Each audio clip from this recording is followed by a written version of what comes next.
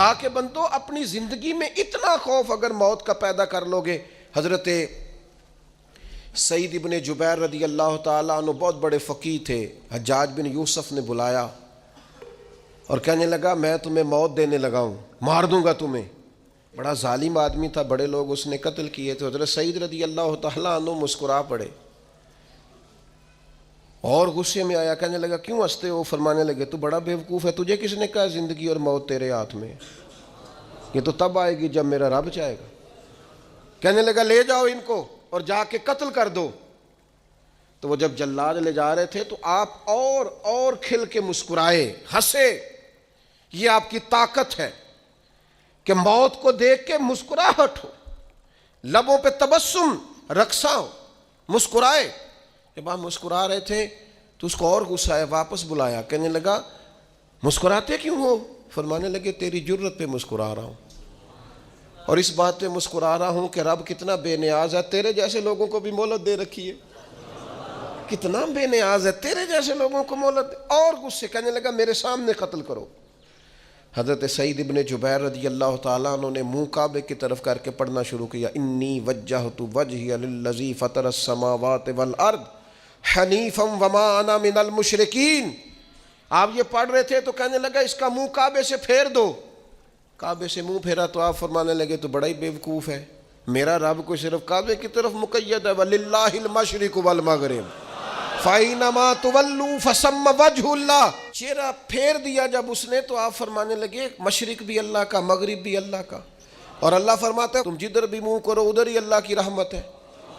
یہ پڑھا تو اب اس نے لٹایا, اور جب وہ آپ کو قتل کر رہا تھا تو حضرت سعید ابن جبیر کی ایک زوردار آواز گونجی. فرمایا یاد رکھنا مجھے اسی طرح قتل کرنا جس طرح تم خود قیامت میں قتل ہونا پسند کرتے ہو. میرا آخرت پر یقین کامل ہے, محشر میں عدالت لگے گی, میں تمہیں قتل کروں گا میں. حضرت سعید ابن جبیر کی وہ جرت تھی کہ دربار سارا لرز گیا حجاج کا. حضرت سعید ابن جبیر رضی اللہ تعالیٰ عنہ کہنے لگے اللہ اسے میرے بعد کسی پر مسلط نہ کرنا, میرا قتل آخری ہو, میرے بعد نہ ہو. ڈر گئے لوگ, سہم گئے. اور وہ جو جلاد آپ کو قتل کر رہا تھا اس کے بھی ہاتھ کانپ رہے تھے. اتنی جرت, موت کا ایک منٹ کے لیے خوف نہیں. حضرت سعید ابن جبیر رضی اللہ تعالیٰ عنہ شہید ہو گئے تو اتنا خون نکلا, اتنا خون نکلا, اتنا خون نکلا, خون بند ہی نہیں ہو رہا. ایک طبیب بیٹھا تھا, ہانپتے کانپتے ڈرے ہوئے سہمے ہوئے. حجاج کہنے لگا اس سے اتنا خون؟ تو کہنے لگا بادشاہ میں نے سالوں مریض دیکھے ہیں, اس کو پتہ چل جائے نا مرنے والا ہوں وہ تو اتنا خوف میں آتا ہے پہلے ہی اس کا سارا خون جم جاتا ہے اور سکڑ جاتا ہے اور اس کا خون جل جاتا ہے. یہ جو بندہ تم نے شہید کیا ہے نا اس میں ایک رتی برابر بھی موت کا خوف نہیں تھا. موت کے خوف سے بے نیاز تھا, اتنا خون نکلا. حضرت سعید ابن جبیر شہید ہوئے اسی دن حجاج کے پیٹ میں درد شروع ہوا. صرف 15 دن حجاج بعد میں زندہ رہا ہے, 15 دن, اور ساری رات تڑپتا تھا, کہتا تھا مجھے خواب میں آ کے پیروں سے گھسیٹتے ہیں. حضرت سعید ابن جبیر چلاتا تڑپتا. 15 دنوں کے اندر طبیبوں نے کہا تیرا جو مرض ہے یہ کوئی آسمانی عذاب ہے. میرے عزیز موت سے ڈرے نہیں بلکہ جو ظالم ہوں ان کو ڈرا دیں, یہ مومن کی شان ہے. اپنی زندگی کے اندر سے موت کا خوف نکال دیں تاکہ زندگی کے جو دن ہیں وہ جیے تو جا سکیں, وہ انسان مضبوطی سے وقت سے گزار سکے. حضرت علی شیر خدا رضی اللہ تعالیٰ عنہ نا وہ جیکٹ نہیں پہنتے تھے جنگی, جو کمر پہ پیچھے لوگ پہنتے تھے نا, تلوار کوئی مارے تو زخم نہ ہو. تو کسی نے مولا علی شیر خدا رضی اللہ تعالیٰ عنہ سے فرمایا پشت پر آپ وہ جیکٹ نہیں پہنتے لوہے کی؟ آپ فرمانے لگے پشت تو دکھانی نہیں. تو کہنے لگے موت سے ڈر نہیں آتا؟ فرمایا بالکل بھی نہیں. اور فرمایا مجھے بالکل ڈر نہیں آتا کہ میں موت پر آ گروں یا موت میرے اوپر جا گرے. ہم تو شہادت. حضرت خالد بن ولید رضی اللہ تعالیٰ عنہ ایک دن نوجوانوں کو خطاب کرتے کرتے کہنے لگے موت سے کبھی نہ ڈرنا, میں نے ساری زندگی جنگوں میں گزاری ہے, میرے وجود پر ایک ذرہ بھی جسم کا حصہ ایسا نہیں جس پر زخم نہ ہو. اور جو کہتے کہتے رو پڑے. فرمانے لگے یہ بات کرتے کرتے رو پڑے. فرمانے لگے دیکھ لو زندگی ساری میدانوں میں گزاری ہے, لیکن شہادت اللہ تعالیٰ نے میرے لیے وہاں نہیں لکھی تھی، یہاں اللہ تعالیٰ نے اپنی رحمت کے لیے موت میرے لیے لکھی تھی۔ تو یہ تو اللہ کا کرم ہے۔ قریب ایک بزرگ صحابی اور بیٹھے تھے، فرمانے لگے آپ کی نیت شہادت کی تھی، انشاءاللہ آپ قیامت میں شہیدوں میں ہی کھڑے کیے جائیں گے۔ تو جن لوگوں کو اللہ کی رحمت پر نبی کریم علیہ السلام تشریف فرما ہے، امام غزالی نے لکھا ایک بدو آ گیا، دیہاتی سادہ آدمی، سادے بندے بھی سادے ہوتے ہیں، ان کا بھی اپنا طرز زندگی ہوتا ہے۔ تو بدو آ گیا، سادہ آدمی تھا، آتے ہی السلام علیکم لے کے نا تو کوئی بات ہی نہیں کی، سیدھا سیدھا ہی کہتا یا رسول اللہ صلی اللہ علیہ وسلم یہ بتائیں قیامت کے دن حساب کس نے لینا ہے؟ تو حضور فرمانے لگے بھائی یہ تو بڑی صاف سی اور مختصر سی اور سادہ سی بات ہے، حساب تو اللہ تعالیٰ نے لینا ہے۔ تو اب اس نے جو لفظ کہے اللہ کے حبیب کی آنکھوں میں آنسو آ گئے، کہنے لگے اگر اللہ نے حساب لینا ہے پھر انشاءاللہ کرم ہی ہوگا۔ تو حضور فرمانے لگے تمہیں یہ امید کس طرح ہے؟ تو عرض کرنے لگے یا رسول اللہ کریم جب غالب آتا ہے تو معاف ہی کرتا ہے۔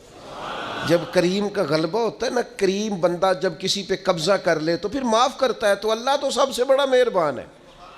وہ بات کی اور اگلا جملہ ہی کوئی نہیں کہا، وہ چلے گئے۔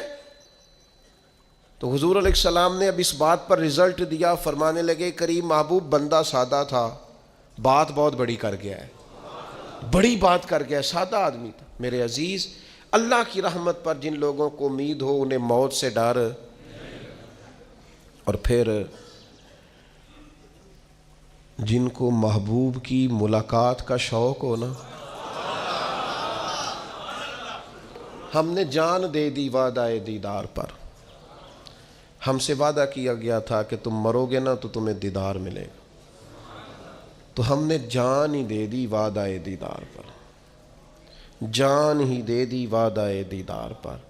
اور پھر فرماتے ہیں نقد اپنا دام ہو ہی جائے گا، فرماتے ہیں ہم نے جان دی ہے اس وعدے پر کہ وہ ملے گا، تو امید ہے کہ یہ سودا ادھار نہیں، جیسے ہی قبر میں جائیں گے سامنے حضور کی زیارت نصیب ہو جائے گی۔ اس لیے لحد میں بھی عشق رخ شاہ کا داغ لے کے چلے، اندھیری رات سنی تھی سو چراغ لے کے چلے۔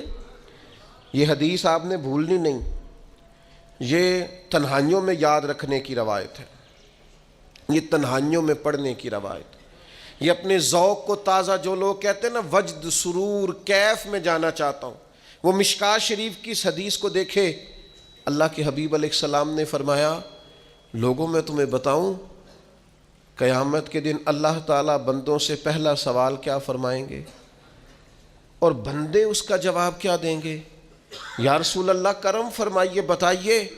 تو کریم فرمانے لگے اللہ تعالیٰ قیامت کے دن بندوں سے سب سے پہلا سوال، اگرچہ بعض اور احادیث میں اور سوالات بھی آئے ہیں قیامت میں جو سب سے پہلے ہوں گے، لیکن اس حدیث میں یہ والا سوال حضور نے بیان فرمایا۔ حضور فرمانے لگے اللہ قیامت کے دن اپنے بندوں سے سب سے پہلا سوال یہ فرمائے گا کیا تم میری ملاقات کو پسند کرتے تھے؟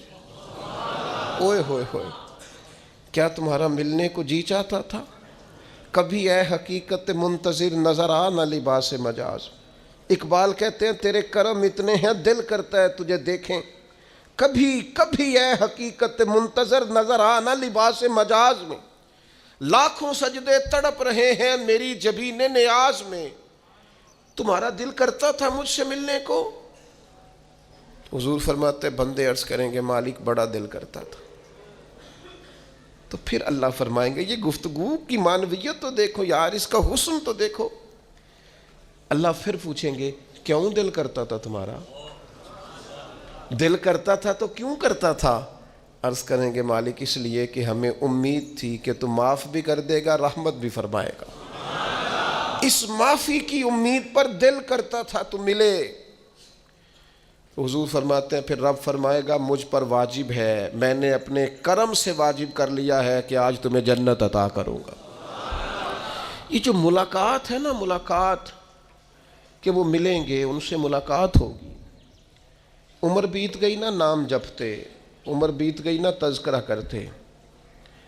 ہم سے بھی لوگ پوچھتے ہیں کیا کمائی کی، کیا زندگی میں حاصل کیا؟ تو ہم کہتے ہیں شرق سے غرب تک ملک کے ایک کونے سے لے کر دوسرے کونے تک مدینے والے کی بات کی ہے، حضور کا ذکر کیا ہے۔ نبی پاک کے اور میں اپنی حیاتی تو قربان تھی، وہاں ساری محمد محمد پکیندے گزر گئی ساری۔ یہ اعزاز ہے، یہ کرم ہے۔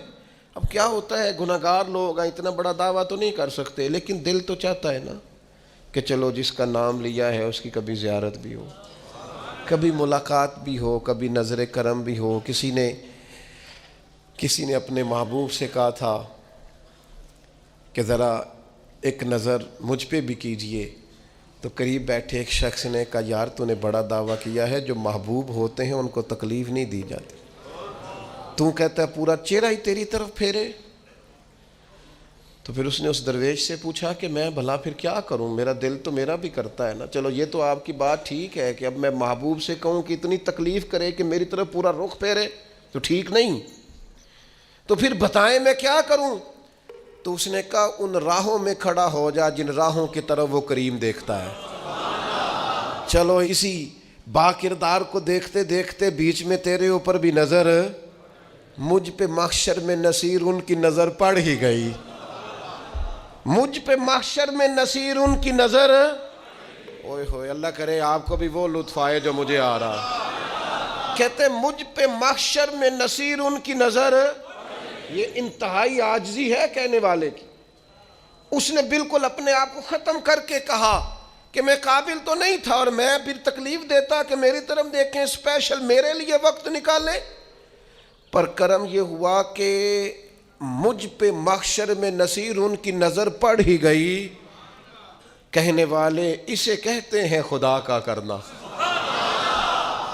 کہنے والے اسے کہتے ہیں خدا کا کرنا۔ اللہ نے کیا کہ نظر مجھ پر پڑ ہی گئی، اور جب پھر پڑ گئی تو تیری ایک نظر کا کمال ہے اور میری زندگی کا سوال ہے۔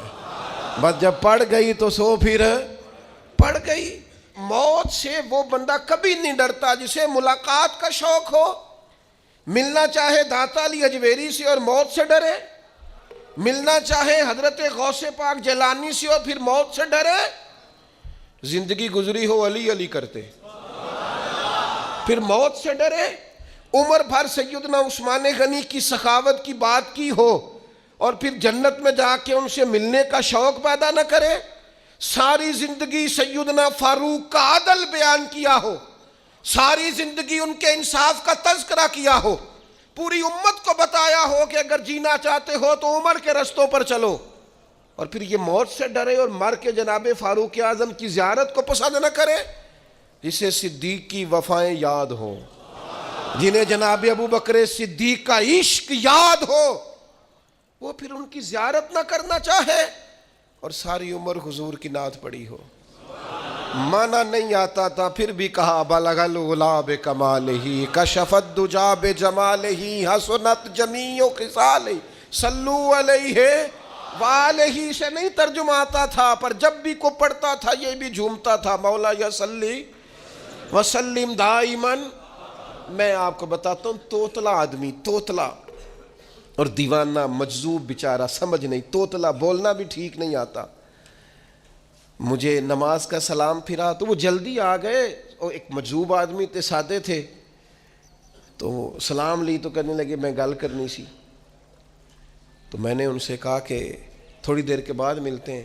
سادہ آدمی ہے، اللہ مجھے معاف کرے، میں کوئی نقل تو نہیں ان کی اتار سکتا، اس زبان کو ہم توتلی نہیں کہتے، ہم اس زبان کو بلالی زبان کہتے ہیں۔ یہ بڑی خوبصورت زبان ہوتی ہے، یہ جو توتلے لب و لہجے ہوتے ہیں نا، وہ جب بچہ پوری طور پہ اماں نہیں کہہ سکتا، توتلا ہوتا ہے تو کوئی مزہ آتا ہے اماں کو اماں کہلوانے میں۔ جب وہ پوری طور پر باپ کو بابا نہیں کہہ سکتا اور توتلا ہوتا ہے تو کوئی مزہ آتا ہے کہنے میں۔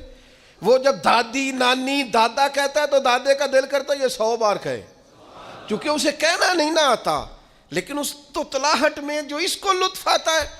مجھے بڑے لوگ آ کے شعر سناتے ہیں، میں نے بڑے خوشگلو نعت خوانوں سے زندگی میں سنا ہے، وہ صاحب میرے پاس آئے اور میں نے کہا بعد میں ملیں گے، تو سادہ آدمی ہے، مجذوب ہے، پورا شعور نہیں رکھتا، مجھے کہنے لگا مصطفیٰ جان رحمت کے بعد، مصطفیٰ جان رحمت پہ لاکھوں سلام کے بعد، یعنی معنی یہ تھا کہ سلام کے بعد، تو اب بڑے بڑے سریلے بندوں سے بھی بندہ سنتا ہے، میرا دل کرے، اور میں نے جان بوجھ کے ان سے کہا اے دوبارہ کیا آجے ذرا، کیونکہ توتلے تھے نا. میں نے کہا، کہنے لگے مصطفیٰ جان رحمت پہ لاکھوں سلام کے بعد، او میرے عزیز یاد رکھو ساری زندگی حضور کی نعتیں پڑھی، نبی پاک کے تذکرے سنے، اب موت سے ڈر جائیں؟ حالانکہ موت تو ایک پل ہے، پل سے گزریں گے تو سامنے اللہ کا دیدار بھی ہوگا، مدینے والے کی زیارت بھی نصیب ہو. تو زیارت ہوگی، اور ہر نظر کانپ اٹھے گی محشر کے دن خوف سے، ہر کلیجہ دہل جائے گا، اوڑھ کر کالا جبہ وہ آ جائیں گے، اور سارے محشر کا نقشہ بدل جائے گا. یہ موت کا خوف نکالنے والی چیزیں ہیں، ڈر. اچھا مجھے ایک بات بتائیں، یہ میں امید کی بات کرنے لگا ہوں، چلیں اب یہ بات تو مشکل ہے پر کرنی پڑے گی، مجبوری ہے. کبھی کبھی ابا جی سے مار بھی پڑ جاتی ہے بندے کو، گھر میں کوئی 2-4 لگ بھی جاتی ہیں، تو اس وقت نا جو سب سے بڑا سہارا کسی کو نصیب ہوتا ہے وہ یہ ہوتا ہے کہ اللہ کرے اماں گھر میں موجود ہو. اور میں نے دیہاتوں میں کئی مائیں ایسی دیکھی ہیں جو بیٹے کے حصوں کی مار کھاتی ہیں. ابا نے ڈنڈا لے لیا ہے بیٹے کی غلطی پہ، اب اماں بیچاری سامنے ہو گئی ہے، 2-4 اس نے بھی کھا لی.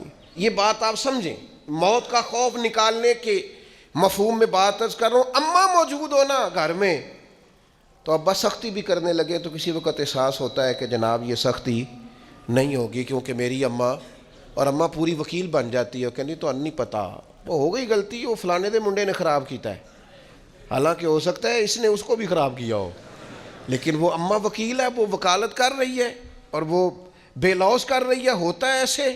اس بات کو سمجھ لیں اچھے طور پر، موت کا خوف نہیں، ڈر نہیں، اس لیے کہ گھر میں ماں موجود ہو تو باپ کا ڈر نہیں ہوتا. تو قبر حشر میں تو رسول کریم موجود ہے، وہاں تو نبی کریم موجود ہے، وہاں تو اللہ کریم اپنی رحمت فرمائے گا بندوں پر. اس لیے خوف نہیں، پینک نہیں، اپنی غلطیوں کا احساس ضرور کریں، اپنے اعمال پر توجہ ضرور دیں، لیکن موت کے خوف تلے دبتے نہ جائیں. انشاءاللہ صبح قیامت کرم ہوگا. میرے نبی پاک علیہ الصلوۃ والسلام نے تو فرمایا ہے بس ہم نے ایمان کامل لے کے جانا ہے دنیا میں. حضور نے فرمایا ہے جس طرح 14ویں رات کا چاند چمکتا ہے اس طرح میرے غلاموں کے چہرے چمکیں گے قیامت کے. اللہ کے رسول صلی اللہ علیہ وسلم فرماتے ہیں جسم کے جن جن حصوں پر وضو کا پانی لگتا رہا وہ قیامت میں چمکیں گے. دور سے لوگ ان کا نور دیکھیں گے، پتہ چلے گا وہ محمد عربی کے غلام آ رہے ہیں. یہ کرم ہوگا صبح قیامت، یہ عطائیں ہوں گی. اس لیے مومن موت سے ڈرتا. سیدنا بلال حبشی رضی اللہ تعالیٰ عنہ، آخری وقت ہے، نزع کا عالم طاری ہے، اور یہ گفتگو دیکھیں غلاموں کی. آپ کی اہلیہ رو پڑی، کہنے لگی ہائے ہائے افسوس. حضرت بلال فرمانے لگے کیا ہوا؟ کہنے لگی افسوس ہے کہ آپ دنیا سے جا رہے ہیں. تو حضرت بلال نے مضمون ہی بدل دیا، سوچ کا زاویہ ہی بدل دیا. فرمانے لگے یہ افسوس کا مقام نہیں، یہ تو خوشی کا مقام ہے. اس لیے کہ میری آج آنکھیں بند ہوں گی، قبر میں کھلیں گی، مدینے والے محبوب سے بھی ملوں گا، حضور کے غلاموں سے بھی ملوں گا صلی اللہ تعالی علیہ وسلم. تو موت تو مقام مسرت ہے، اور اگر یہ مل جائے زندگی میں. ایک بدو ایمان لے آئے، ابن ماجہ میں موجود ہے. حضرت ابو ہریرہ رضی اللہ تعالیٰ عنہ حدیث کے راوی ہیں، فرماتے ہیں ایک بدو ایمان لائے اور انہوں نے حضور علیہ السلام کے ساتھ ہجرت بھی کی. ابن ماجہ میں موجود ہے. تو نبی پاک علیہ السلام نے نا انہیں ایک صحابی کے ساتھ کر دیا، وہ ان کے کام کاج میں مصروف ہو گئے ان کے ساتھ. تو حضور علیہ السلام نے نا ایک جگہ سے مال غنیمت آیا، تو طریقہ مبارکہ یہ تھا کہ مال غنیمت میں سب کو حصہ دیا جاتا تھا. اگرچہ وہ جہاد پہ نہیں گئے لیکن حضور نے انہیں بھی حصہ دیا. تو وہ صحابی تو رو پڑے، عرض کرنے لگے حضور میں اس کے لیے تو ایمان نہیں لایا تھا. تو حضور نے فرمایا پھر بتائیے. گرچہ حضور جانتے ہیں کس لیے لائے تھے. عرض کی حضور میں تو اس لیے ایمان لایا تھا کہ میں رب کی راہ میں لڑوں گا اور میں اپنی جان پیش کروں گا. میں شہادت کے لیے ایمان لایا تھا، مجھے یہ مال دولت نہیں چاہیے. تھوڑی ہی دیر گزری کہ ایک اور مارکے کا اعلان ہو گیا، جنگ کا اعلان ہو گیا. حضور نے فرمایا چلو. وہ گئے اور چند ہی لمحے گزرے کہ وہ میدان میں اترے اور پھر شہید ہو گئے۔ صحابہ کرام ان کی مقدس لاش مبارک کو اٹھا کے محبوب کے قدموں میں لائے تو نبی کریم نے کیا خوبصورت بات ارشاد فرمائی۔ حضور فرمانے لگے دیکھو اس نے اللہ کی تصدیق کی ہے تو رب نے بھی اس کی تصدیق فرما دی۔ اور پھر یہ دو جملے محبوب کہتے کہتے اٹھے اور پھر حضور نے اپنا جبہ مبارک اتارا اور اتار کے فرمایا اس بندے کو نہ اس جبے میں کفن دے دو، اس میں اسے کفن دو، اس لیے کہ تو شہادت کے لیے ایمان لایا، موت کی آنکھوں میں آنکھیں ڈال کے جیا، اپنی زندگی کمزور نہ گزاریں۔ مسلمانوں پہ کافر کا رعب طاری ہو گیا ہے۔ ایک تو ہوتا ہے نا کہ کوئی مدد کرنا، کوئی آگے بڑھنا، فلسطین کا نام تک نہیں لے رہے حکمران زبان سے، ذکر تک نہیں کر رہے، چینل ذکر نہیں کر رہے۔ اتنا رعب، اتنا کفر کا خوف، صرف اس لیے کہ ہمیں موت کا ڈر ہے، مر جائیں گے تو بستر پہ نہیں مریں گے، بیماریوں سے نہیں مر جاتے لوگ۔ اللہ تعالیٰ نے ارشاد فرمایا ہے کہ یا ایھا الذین آمنوا کتب علیکم الصیام کما کتب علی الذین من قبلکم لعلکم تتقون۔ اے ایمان والو تم پر روزے فرض کیے گئے اور تم سے پہلے لوگوں پر بھی فرض کیے گئے۔ روزے کی فرضیت سے مقصود یہ ہے کہ تم پرہیزگار ہو جاؤ۔ روزہ صرف کھانے پینے سے رکنے کا نام نہیں، روزہ تقوی اختیار کرنے کا نام ہے۔ پاکستان کے حالات کو میں بھی جانتا ہوں اچھے طریقے سے اور آپ بھی جانتے ہیں۔ روزہ رکھنا ہے اللہ تعالیٰ کی رضا کے لیے، تو جو شخص جس منصب پر موجود ہے ان سب سے میری گزارش ہے کہ وہ روزہ بھی رکھیں، یہ بھی عبادت ہے۔ اور اگر وہ تاجر اور دکاندار ہیں تو غریبوں کو چیزیں بھی سستی دیں، یہ بھی عبادت ہے۔ وہ روزہ رکھیں، یہ بھی عبادت ہے۔ اور اگر وہ آفیسر ہیں، کسی ادارے میں بیٹھے ہیں، لوگ تنخواہ لینے جا رہے ہیں، تو وہ یاد رکھیں جس طرح انہوں نے روزہ رکھا ہے اور وہ عبادت ہے۔ اور نیچے ان کے ہاتھ میں تسبیح ہے، ان کے ٹیبل کے نیچے دکھائی دے رہی ہے، وہ عبادت ہے۔ تو اس کے ساتھ یہ بھی عبادت ہے کہ جو سائلین لائنوں میں لگے ہوئے ہیں جلدی جلدی ان کے مسائل حل کیے جائیں، اس پر بھی اللہ عبادت کا اجر عطا فرمائے۔ میری گزارش ہوگی ان سب لوگوں سے جو کسی بھی ادارے میں کسی بھی مقام پر کوئی بھی خدمت سر انجام دے رہے ہیں، وہ اس بات کو اچھی طرح اپنے دل میں لکھ لیں کہ نبی پاک صلی اللہ تعالیٰ علیہ وسلم نے فرمایا جب تک بندہ اپنے بھائی کی مدد میں رہتا ہے اللہ تعالیٰ بھی اس کی مدد کرتا رہتا ہے۔ تو آپ بھی مہربانی فرمائیں، ایک دوسرے کی مدد، بھائی چارہ، اخوت، اللہ تعالیٰ آپ کو اس کی بہترین جزا عطا فرمائے۔ قرآن مجید فرقان حمید کی سورہ آل عمران کی ایک آیہ کریمہ میں نے آپ کے سامنے تلاوت کی ہے۔ ہم مسلمان ہیں، عقیدہ توحید کے ماننے والے ہیں۔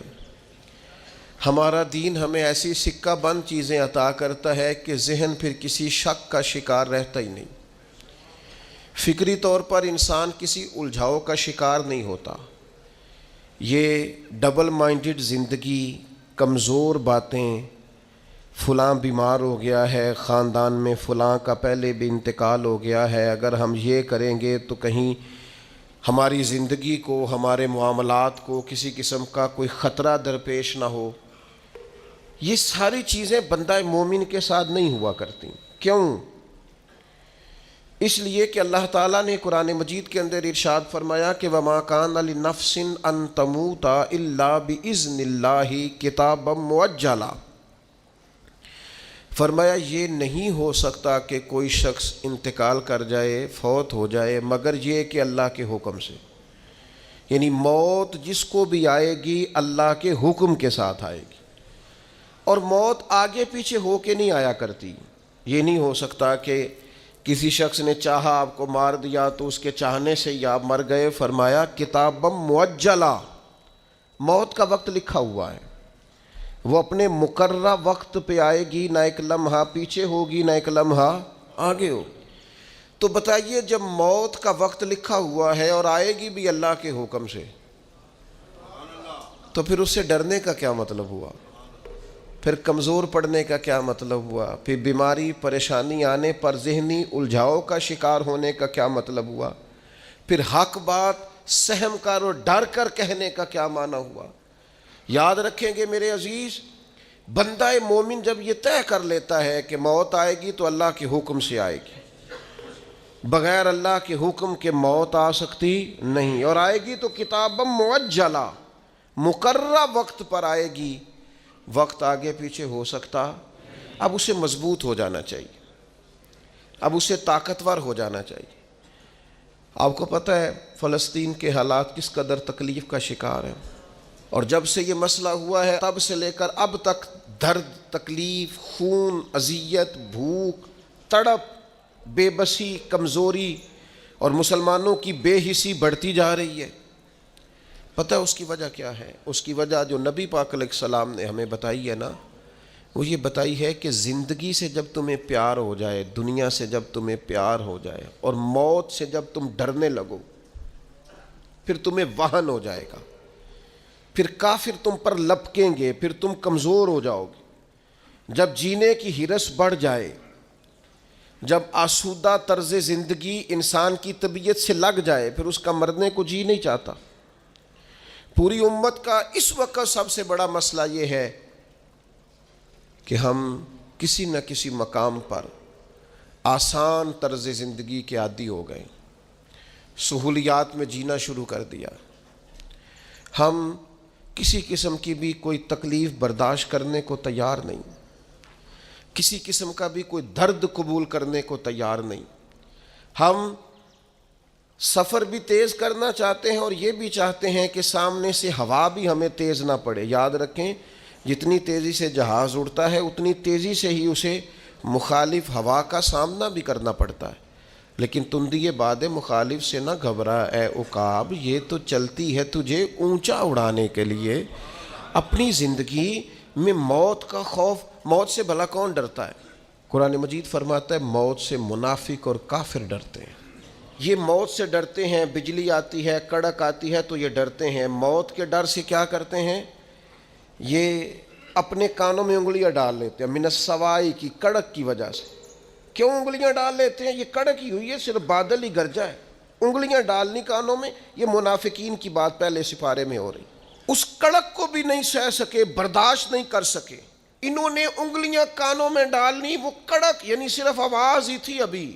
اللہ فرماتے ہیں یہ اس کڑک کو بھی نہیں سہ سکے کانوں میں انگلیاں ڈالنی، کس لیے؟ حذر الموت، موت کے ڈر سے۔ لیکن کافر منافق بچ اس لیے نہیں سکتے کہ واللہ محیط بالکافرین، اللہ کافروں کو گھیرنے والا ہے۔ کافر اور منافق موت سے ڈرتا ہے، مومن موت سے۔ ایمان جیسے جیسے مضبوط ہوتا جاتا ہے ویسے ویسے تو اس کے اندر طاقت آتی رہتی ہے۔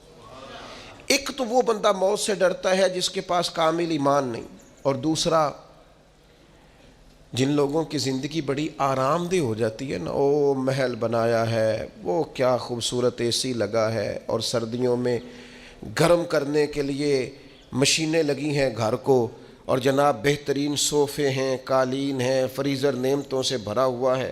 زندگی اتنی آسودہ کر لی ہے، تیرے صوفے ہیں افرنگی اور تیرے قالی ہیں ایرانی، لہو مجھ کو رلاتی ہے جوانوں کی تن آسانی۔ یہ لوگ پھر موت سے ڈرتے، زندگی بڑی آسودہ ہے۔ یہ اتنا پیسہ، جب اتنا مال انسان کما لے اور اتنی آسان زندگی اختیار کر لے، پھر کوئی چھوڑ کے مرنے کو جی چاہتا ہے؟ لیکن اگر زندگی ان لوگوں کی طرح ہو جن کا طرز زندگی سادہ ہے، یعنی تھوڑا سا ہے، انہوں نے لمبے چوڑے آسائشیں جمع نہیں کی، ان کے لیے پھر مرنا بھی مشکل ہے نہیں ہوتا۔ تیسرا کون بندہ موت سے ڈرتا ہے؟ جس کو دنیا سے پیار ہو جائے نا، مال و دولت سے عشق ہو جائے، وہ لوگ بڑا ڈرتے ہیں موت سے۔ اتنی مشکل سے مربے بنائے، اتنی مشکل سے بینک بیلنس بنایا، اتنی مشکل سے دنیا جمع کی، اب چھوڑ کے مر جائیں؟ وہ کیسے مریں گے؟ وہ حضرت شاہ فرید الدین عطار رحمۃ اللہ علیہ کہتے ہیں میں تصوف، طریقت، معرفت کے راستے میں آنے سے پہلے نا عطر بیچتا تھا، عطار عطر فروش کو کہتے ہیں۔ میں عطر بیچتا تھا تو میری دکان پہ ایک بزرگ آئے جو میری توبہ کا سبب بنے۔ بابا جی سیدھے سادے تھے، خوشبو بڑی مہنگی مہنگی، میں نے اس دور کے جو آپ اپنے لفظوں میں سمجھ لیں جو برانڈ تھی نا، زیادہ مہنگی خوشبوئیں تھیں، جو بادشاہ، وزیر، مشیر، مال، اس طرح کی خوشبوئیں میں نے رکھی ہوئی تھی۔ بابا جی آئے تو کبھی ایک شیشی دیکھیں، کبھی دوسری دیکھیں، کبھی تیسری دیکھیں، تو اچھے سیلز مین جو ہوتے ہیں وہ گاہک سے خود بڑھ کے پوچھ لیتے ہیں کیا چاہیے. کہتے میں نے آگے بڑھ کے پوچھا بابا جی کیا چاہیے؟ تو بابا جی کہنے لگے پتر کچھ بھی نہیں. تو کہا پھر دیکھ کیا رہے ہیں؟ کہنے لگے دیکھ رہا ہوں تیری جان بڑی مشکل سے نکلے گی. تو کہتے میں نے کہا جی وہ کیوں؟ کہنے لگے اتنا مال جمع کیا ہے، جب تم مرنے لگے گا کبھی یہ والی بوتل یاد آئے گی، کبھی یہ والا شو کیس یاد آئے گا، کبھی یہ والا. نہیں سمجھ آئی؟ یعنی کبھی یو بی ایل والا اکاؤنٹ یاد آئے گا، کبھی مسلم کمرشل والا، اب آ گئی یہ سمجھ، کبھی وہ جناب وہ ایچ بی ایل والا یاد آئے گا، تو بڑی مشکل ہو جائے گی. تو کیسے مرے گا؟ تو کہتے ہیں میں دنیا دار تھا، مجھے غصہ آیا، میں نے بڑے تلخ اور طنزیہ لہجے میں کہا میری جان تو مشکل سے نکلے گی تو تیری کیسے نکلے گی؟ کہتے ہیں بابا کہنے لگا بیٹا ادھر آنا باہر. میں سین میں آیا، وہ زمین پہ لیٹا، اس نے کلمہ پڑھا اور اس کی روح پرواز کر گئی. میری یوں نکلے گی. عرش فرشتے بانگا ملیاں نہیں تے مکے پہ گیا شور. بلے شاہ آسان نہیں ہوں مرنا، یہ تے مر گیا ہی کوئی اور، ایسے نکلے گی میری. کہتے ہیں اس نے کلمہ پڑھا اور وہ پرواز کر گئی. میں نے کفن دفن کا بندوبست کیا، ساری رات میں سوچتا رہا یہ بھی منظر ہوتا ہے دنیا میں، اتنی آسانی سے شخص چلا گیا. فرماتے ہیں بس پھر میں نے بھی صبح خیرات کی، کاروبار کو اتنا کیا جتنی مجھے ضرورت ہے، اور پھر میں نے بھی اپنا زیادہ وقت اپنے رب کی رضا کے لیے گزارنا شروع کیا. عزیز دوستو، دنیاوی مال و متاع کا پیار خوف پیدا کرتا ہے، خوف. اور میں آپ سے عرض کروں ریاکار بھی بزدل ہوتے ہیں، وہ بھی موت سے ڈرتے ہیں. جو کچھ کیا دکھلاوے کے لیے کیا، اخلاص ہے ہی نہیں. مخلص بندہ کبھی موت سے ڈرتا. چھپا چھپا کے نیکیاں کی ہیں، چھپا چھپا کے قرآن پڑھا ہے، چھپا چھپا کے تلاوتیں کی ہیں، چھپا چھپا کے درود پڑھا ہے، کونوں میں بیٹھ بیٹھ کے نعتیں سن کے حضور کی یاد میں رویا ہے. اس نے کسی کی مدد کی ہے تو اس نے بڑی چھپا چھپا کے کی ہے، نیکیاں مخلصانہ ہیں. اس لیے یہ بندہ موت سے نہیں ڈرتا، یہ بہادر ہوتا ہے، طاقتور ہوتا ہے. اس کے مزاج کے اندر کمزوری نہیں ہوتی، اسے پتہ ہوتا ہے کہ میں نے یہاں کے لیے جمع نہیں کیا، میں نے تو وہاں کے لیے جمع کیا ہوا ہے. لہٰذا یہ دوڑتا ہے، یہ ڈرتا نہیں. اور پھر زیادہ لوگ وہ ڈرتے ہیں موت سے جو موت سے نہیں ڈرتے، اپنے اعمال سے ڈرتے ہیں. انہیں پتہ ہوتا ہے دنیا میں تو گناہ چھپے ہوئے ہیں، مر گئے تو کھل جائیں گے. وہ ڈرتے ہیں. جن لوگوں نے اپنے کردار کو بعظمت نہیں کیا ہوتا، باوقار نہیں کیا ہوتا، کردار میں خوبصورتی اور حسن نہیں پیدا کیا ہوتا، وہ لوگ ڈرتے ہیں موت سے. اور جنہوں نے کردار پر توجہ دی ہوتی ہے، عمل میں خوبصورتی ہوتی ہے، ان کو تو پتہ ہوتا ہے کہ ہم نے اپنی زندگی یہاں کے لیے گزاری نہیں، گزاری وہاں کے لیے، اس دیس کے ہمراہی ہے. تو یہ لوگ موت سے ڈرتے. اب میں آپ سے عرض کروں موت سے پیار بھلا کون کرتا ہے؟ کچھ لوگوں کو موت سے محبت بھی ہو جاتی ہے. ایک تو وہ شخص موت سے پیار کرتا ہے جس کا آخرت پر کامل یقین ہو، جسے یقین ہونا مرنے کے بعد نعمتیں ملیں گی، کرم ملے گا. نبی پاک صلی اللہ تعالیٰ علیہ وسلم نے بدر کے دن فرمایا دوڑو بھئی اس جنت کی طرف جس کی چوڑائی زمین آسمان کے برابر ہے. تو حضرت عمیر رضی اللہ تعالیٰ عنہ انصاری صحابی تھے، فرمانے لگے حضور جنت زمین آسمان کے برابر چوڑی ہے. قرآن مجید نے کہا نا اللہ کی بخشش اور جنت کی طرف دوڑو، جنت زمین آسمان جتنی چوڑی ہے، اور صرف چوڑائی بتائی ہے، لمبائی نہیں بتائی. فرمایا تم نے جو چیز سب سے زیادہ دیکھی ہے وہ زمین آسمان ہے، اتنی جنت صرف چوڑی ہے، اور کسی بھی چیز کی چوڑائی زیادہ نہیں ہوتی، لمبائی زیادہ ہوتی ہے. حضور فرمانے لگے اس جنت کی طرف دوڑو. تو حضرت عمیر انصاری رضی اللہ تعالیٰ عنہ عرض کرنے لگے حضور جنت زمین آسمان کے برابر چوڑی ہے؟ حضور نے فرمایا ہاں. تو حضرت عمیر کہنے لگے واہ واہ واہ واہ واہ، یقین کامل تھا نا کہ جنت ملے گی، آخرت کی نعمتوں پر واہ واہ اتنی چوڑی. تو حضور فرمانے لگے واہ واہ کیوں کر رہے ہو؟ عرض کرنے لگے حضور اللہ کی رحمت دیکھ کے واہ واہ کر رہا ہوں. پھر کھجوریں کھا رہے تھے، جھولی میں کھجوریں تھی، پھر 2 منٹ لگے کھجوریں چھوڑ دیں. کہنے لگے یار دیر کیوں کرنی ہے، یہاں بیٹھ کے کیوں کھائیں، جنت میں جا کے کھائیں گے. فوراً میدان کارزار میں اترے، تھوڑی دیر جنگ ہوئی، اللہ تعالیٰ نے شہادت عطا فرما دی۔ آخرت پر یقین ہو تو پھر بندے کو نا پیار ہو جاتا ہے۔ اور حضور نے فرمایا موت تو مومن کے لیے تحفہ ہے، پھر تو یہ تحفہ اسے نصیب ہو جاتا ہے۔ اور پھر جن لوگوں کی اللہ کی رحمت پر امید ہوتی ہے نا کہ اللہ مہربان زیادہ ہے، حضور علیہ الصلوۃ والسلام نے فرمایا رب کے ساتھ تم جس طرح کا گمان کرتے ہو اللہ بھی تمہارے ساتھ اسی طرح کا معاملہ فرماتا ہے۔ کامل امید ہونا اللہ کی رحمت کی، اپنے ذہن میں کبھی مایوسی نہیں پیدا کرنی، کمزور نہیں پڑنا۔ ہم گناہ گار ہیں، ہم سیاہ کار ہیں، ہمارے اندر خطائیں ہیں، پر غلام بھی تو مدینے والے محبوب کے ہیں نا، کلمہ بھی تو نبی کریم کا پڑھتے ہیں نا، اللہ مہربان بھی تو بڑا ہے نا۔ ہمیں غور بھی کرنی ہے، احساس بھی پیدا کرنا ہے، لیکن مایوسی کا شکار نہیں ہونا۔ کتنی بڑی بات ارشاد فرمایا لا تقنطوا من رحمت اللہ، تم نے میری رحمت سے نا امید نہیں ہونا۔ اللہ کی رحمت سے نا مالک کیا ملے گا؟ فرمایا ان اللہ یغفر الذنوب جمیعا، اللہ سارے ہی گناہ معاف فرما دے گا۔ کہ ایک شخص سے سرکار نے فرمایا، اس نے کہا مجھے جہاد پہ جانا ہے، تو فرمایا تیرے ماں باپ بوڑھے ہیں تو جا کے خدمت کر، اللہ جہاد کا اجر عطا کرے گا۔ ایک شخص نے عرض کی کہ یا رسول اللہ صلی اللہ تعالی علیہ وسلم، میرا نام فلاں غزوے میں لکھ دیا گیا ہے اور میری بیوی حج پہ جا رہی ہے، اس کو محرم کی ضرورت ہے، تو میرے لیے حکم کیا ہے؟ تو محبوب نے فرمایا آپ غزوہ پہ نہ جائیں، وہاں سے آپ کا نام کاٹ دیا جاتا ہے، آپ اپنی بیوی کے محرم بن کر حج کرنے جائیں۔ تو اس پر تو درجنوں دلائل ہیں کہ دین اسلام نے ترجیحات کا تعین کیا۔ جس طرح دین کے اندر نماز کو، روزے کو، حج کو، زکوٰۃ کو فرض کیا گیا، حقوق العباد بھی اپنے اپنے مقام پر فرض کیے گئے۔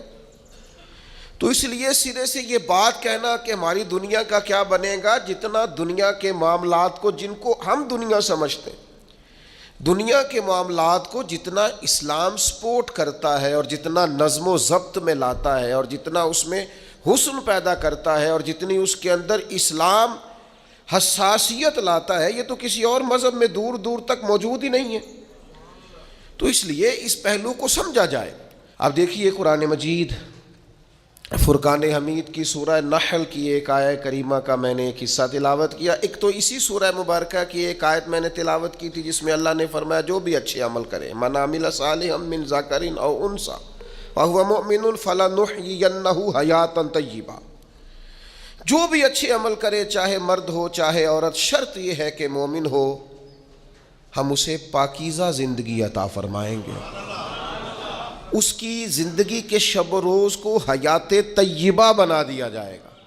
اب یہ آیہ کریمہ بھی سورہ نحل میں موجود ہے۔ اللہ کریم نے ارشاد فرمایا للذین احسنوا فی ہذہ الدنیا حسنہ، یہ جو حسنہ کا لفظ ہے قرآن میں یہ بڑا ہی حسین ہے۔ فرمایا وہ لوگ جنہوں نے اس دنیا میں بھلائی کی، ہم نے دنیا میں ان کے لیے بھلائی رکھی ہے، یہاں بھی انہیں بھلائی ملے گی، انہیں ان کی نیکیوں کا اجر دیا جائے گا، ان کی زندگی کو خوبصورت بنا دیا جائے گا، ان کے احوال کو مرتب کر دیا جائے گا۔ حضرت عبداللہ ابن عباس رضی اللہ تعالیٰ عنہ ارشاد فرماتے ہیں جو آدمی نیک عمل کرتا ہے اللہ اس کے دل کو اطمینان دیتا ہے، چہرے کو رونق دیتا ہے اور وقت میں برکت پیدا فرما دیتا ہے۔ اس کے لیے اللہ تبارک و تعالیٰ یہ آسانیاں پیدا کرتا۔ للذین احسنوا فی ہذہ الدنیا حسنہ، ان لوگوں کے لیے جو اس دنیا میں بھلائی کریں گے اللہ تبارک و تعالیٰ نے بھلائی رکھی ہوئی ہے۔ یہ کیسے ہو سکتا ہے کہ کوئی شخص بھلائی کرے دنیا کی زندگی میں رہ کر اور پھر وہ نقصان اٹھائے؟ تو یاد رکھیے گا اور اس بات کو اچھی طرح سمجھیے گا کہ نیک اعمال کرنے پر انسان کی دنیاوی زندگی میں بھی برکات نازل ہوتی ہیں، اس پہ رحمتیں نازل ہوتی ہیں۔ دیکھیے ایک ہے آئین، دنیاوی قانون، اسباب کا قانون۔ اسباب کا قانون یہ ہے کہ آگ جو ہوتی ہے وہ جلا دیا کرتی ہے، پانی سے پیاس بجھتی ہے، کھانا کھانے سے بھوک ختم ہوتی ہے، یہ دنیاوی قانون ہے۔ ایک ہے روحانی اور رحمانی قانون، وہ یہ ہے کہ آگ ہمیشہ جلاتی ہے، لیکن اگر رب چاہے تو جناب ابراہیم علیہ السلام کو نہیں جلایا کرتے۔ یہ رحمان کا قانون ہے، یہ روحانی معاملہ ہے۔ ویسے تو انسان کھانا کھاتا ہے تو اس کی بھوک مٹتی ہے، لیکن نبی پاک علیہ الصلوۃ والسلام نے فرمایا بیمار کے ساتھ ضد نہ کرو، اس لیے کہ اس کا رب اسے کھلا بھی دیتا ہے اور پلا بھی دیتا ہے، اس کا پیٹ بھرا ہوا ہوتا ہے، اس کو بھوک نہیں لگ رہی ہوتی۔ یہ کیا ہے؟ یہ روحانی قانون۔ ہم دنیا کے اندر کاروبار کرتے ہیں، تجارت کرتے ہیں، محنت کرتے ہیں، جد و جہد کرتے ہیں۔ آپ ذرا تھوڑا سا اپنے ارد گرد ماحول کا جائزہ لیجئے گا، آپ کو محسوس ہوگا کچھ لوگ بہت تیز ہیں، بہت پھرتیلے ہیں، سوسائٹی کے اندر جتنے چلن ہیں ان سب سے وہ آگاہ ہیں، زمانے کی پیچ و تاب کو پورے طور پر جانتے ہیں، کس وقت کون سا مال خریدنا ہے، کون سا بیچنا ہے، ہر چیز سے انہیں پوری شناسائی، کس محفل میں جا کے کون سا رنگ اختیار کرنا ہے انہیں سب پتہ ہوتا ہے۔ یہاں اگر میں چلوں گا اور میں چڑھائی کر دوں گا تو سامنے والا لچک دکھا دے گا، انہیں خبر ہوتی ہے۔ لیکن ایسے لوگ زندگی کی دوڑ میں اکثر آپ کو پیچھے رہتے ہوئے دکھائی دیں گے۔ بہت تیز ہیں، بہت سمارٹ ہیں، سب جانتے ہیں، دین کا بھی پتہ ہے، دنیا کا بھی پتہ ہے، سیاست کا بھی پتہ ہے، مختلف تہذیبوں سے بھی آگاہ ہے، لیکن پیچھے رہ گئے۔ کچھ لوگ آپ کو ایسے ملیں گے بظاہر بھولے بھالے ہیں، سیدھے سادے ہیں، پر مٹی میں ہاتھ رکھتے ہیں اللہ سونا بنا دیتا ہے۔ وہ جو لوگوں کے پاس بہت ساری دنیاوی معاملات ہیں وہ بظاہر ان کے پاس موجود نہیں ہیں، ان کو بہت سارے لوگ کہتے ہیں یار یہ کبھی مجھے یہ والا ہنر آتا ہوتا، یا جس طرح اس شخص کے پاس سرمایہ ہے میرے پاس ہوتا تو میں 10 کے 20 اور 20 کے 40 منٹوں میں کر کے دکھاتا۔ یاد رکھنا کئی دفعہ انسان پر ایسا وقت آتا ہے کہ اس کے لیے ایک رکاوٹ بھی رستے میں باقی نہیں رہتی، وہ جدھر جدھر جاتا ہے دروازے کھلتے جاتے ہیں، جن رستوں پر وہ سفر کرتا ہے وہ رستے اس کے لیے آسان ہوتے جاتے ہیں۔ بڑی لمبی چوڑی دشوار گزار گھاٹیاں ہوتی ہیں، لیکن یہ قدم رکھتا ہے تو رستے سمٹتے چلے جاتے ہیں۔ خود اسے احساس ہوتا ہے کہ یار میں پلٹ کر دیکھتا ہوں تو میں تو وہ کر ہی نہیں سکتا تھا جو مجھ سے ہو گیا، یہ میرے لیے ممکن، یہ میں نے کر لیا، یہ مجھ سے ہو گیا، دروازے کھل جاتے ہیں۔ تو اللہ کا قرآن کہتا ہے کچھ لوگ ایسے ہیں جن کے لیے اللہ زمین و آسمان کی برکتوں کے دروازے کھول دیتا ہے۔ زمین بھی دروازے کھولتی ہے اور آسمان بھی، تو شرطیں کتنی ہیں؟ اب تو ہر آدمی چاہتا ہے میرے لیے زمین و آسمان کے دروازے کھل جائیں، شرطیں کتنی؟ صرف 2۔ کیا عمل کرنا ہے؟ صرف 2 کام، صرف 2 شرائط۔